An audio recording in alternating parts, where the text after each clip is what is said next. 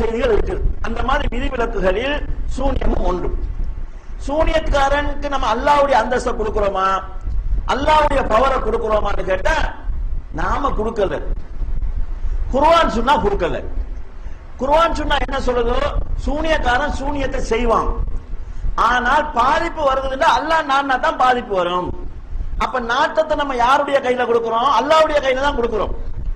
அதை புரிஞ்சு கொள்ளலன்னு சொன்னா பல்வேறுபட்ட பிரச்சனைகள் வரும். நபிமார்கள் நிறைய அற்புதங்கள் செஞ்சிருக்கிறாங்க. அந்த அற்புதங்களை எல்லாம் அவங்களா செஞ்சாங்களான்னு கேட்டா அவங்களா செய்யல. வமா கான லிரசூலின் ஐயத்தி பி ஆயத்தின் இல்லா பிஇذனில்லாஹ். அல்லாஹ்வுடைய அனுமதி இல்லாமல் எந்த ஒரு ரசூலுக்கும் எந்த ஒரு அற்புதத்தையும் செய்ய முடியாது என்று அல்லாஹ் தஆலா சொல்கிறான்.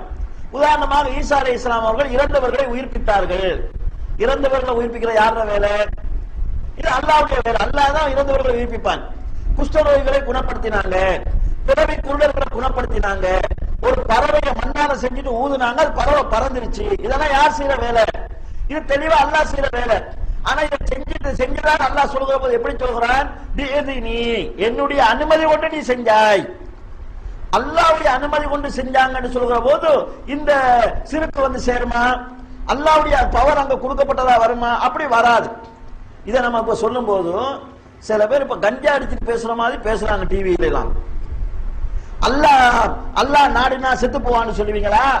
அல்லாஹ் நாடுனா சிலை வந்து முருகன் வந்து உதவி செய்வான்னு சொல்லுவீங்களா என்னெல்லாம் கேட்கிறாங்க. அல்லாஹ்வுடைய விஷயத்தை பொறுத்தளவுல பேசுகின்ற போது ஒரு மரியாதை தன்மை வேண்டும். அவ இப்படி பேசுறாங்க.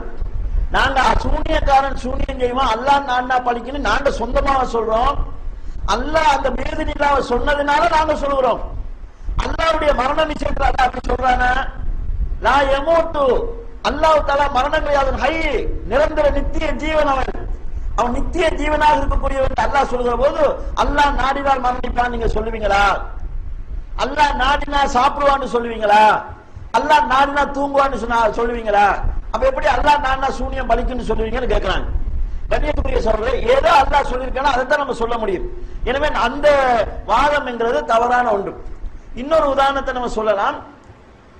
அல்லாஹ் தஆலா தஜ்ஜாலுக்கு கொடுக்கக்கூடிய அற்புதங்கள் எதுக்கு கொடுக்கிறான்? மக்களை சோதிக்கிறதுக்கு.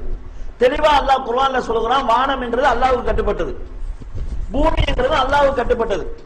ஆனால் மறுமை நாள் நெருங்குகிற போது வரக்கூடிய தஜ்ஜால் என்ன செய்வான்னு சொன்னா, பயாமுரு சமா, வானத்தை பார்த்து சொல்வான் மழை பெய்யுன்னு சொல்வான், வானம் மழை பொழியும்.